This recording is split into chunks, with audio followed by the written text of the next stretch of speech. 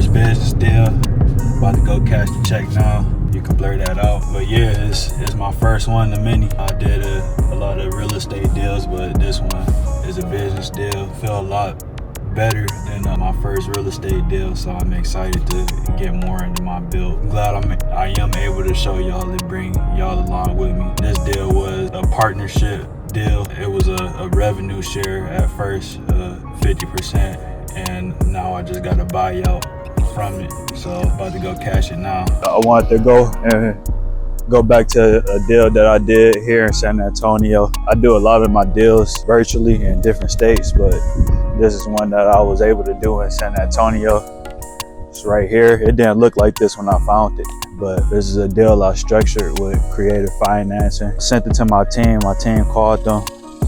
Acquisition manager locked it up for locked it up for $190 at the time, $190,000. This is a duplex, so I was able to use the cash flow from one side of the property to structure the deal. So basically, one side was rented for like $1,200. I structured the payments to be around $1,000 a month. So one side took care of the whole payment that I had to the seller. I was able to sell that contract to an investor for $200,000 and kept the $10,000 spread. The seller just wanted to get out, but now this property probably been sold 2 times since then. The investor I flipped the contract to ended up selling it to the people that's now remodeling it for it to be worth way more than $200,000 that it was originally sold for.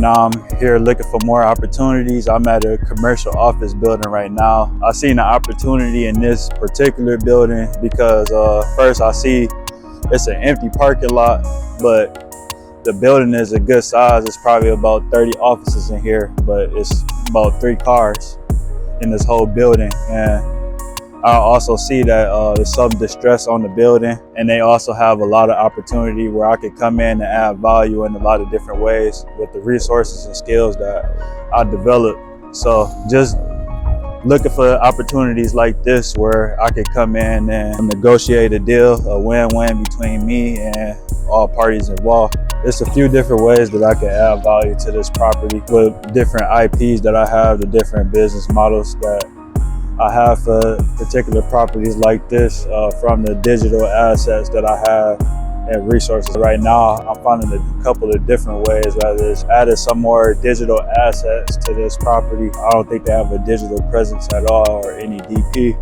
which I'll go over in the next clip. Also, I think it's some more things that they can do to improve their overall model of getting tenants inside the building.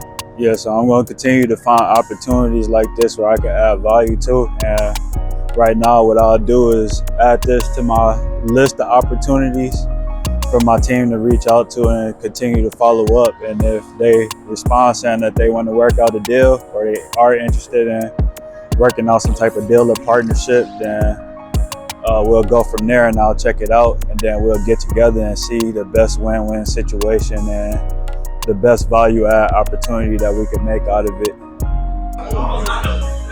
All right, so I wanted to go over a concept called the 3P Trinity, which goes over the 3 different properties that you can profit off of, which is IP, DP, and PP.